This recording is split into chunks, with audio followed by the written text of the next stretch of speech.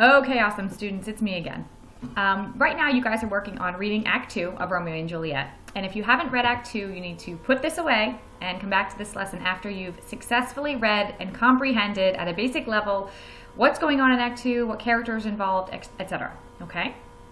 After you've done that, come back and watch this recording. And if you have done that, then let's carry on here. What you're going to be doing is integrating your reading and then analyzing text to write a persuasive piece. So there are 3 steps here involved. High level, but you guys can do it. I know it.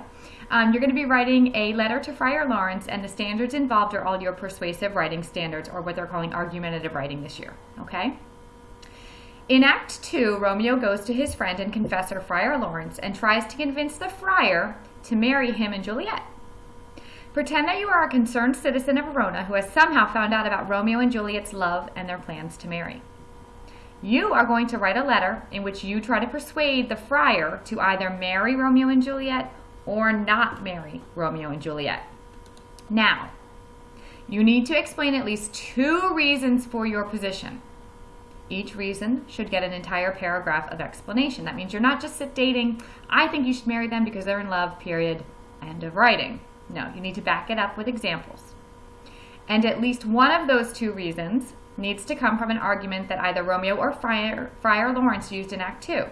So you would have to have read Act 2 and make sure that you understand some of the persuasive arguments that Romeo tried to use for Friar and that Friar has been using in terms of Romeo. You need an introductory paragraph and a conclusion. And since it's a letter, you need a salutation and a closing, and I'll show you that below. Okay? There is a graphic organizer I provided for you here. Okay? However, you are not submitting this graphic organizer. Say that. You're not submitting this graphic organizer. You're going to use this graphic organizer to jot down your ideas and start the writing process. Okay? It's like it's a helper. Then you're going to copy and paste, if you want, some of the ideas in it into a formal essay that you're submitting and uploading for a grade. You need a salutation. Dear Friar, obviously you're writing this letter to Friar Lawrence, so Dear Friar. Paragraph 1 is your introduction, where you're going to state your position whether you think he should marry Romeo and Juliet or he should not, based on what you've inferred and gathered from Act 2. Sum up your reasons. Paragraph 2 is your first reason.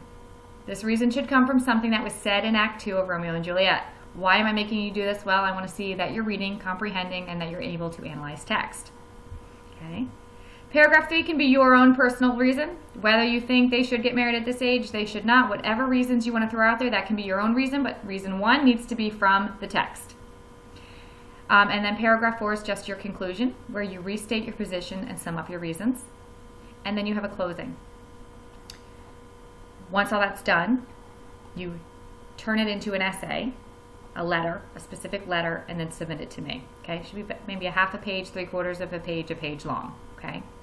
How am I grading you? It's A through D. D and Fs are going to be asked to be redone. Okay, I might pull you into a help session if you earn a D or an F. You need great sentence structure, guys, capitalization periods. You're at A. Criteria should be student writes a letter with clear awareness of audience and task. The content demonstrates a clear understanding of the purpose. 2 reasons are clearly stated as based on incidents in the play, and the letter is well organized, okay? You need to be persuasive in your tone, okay?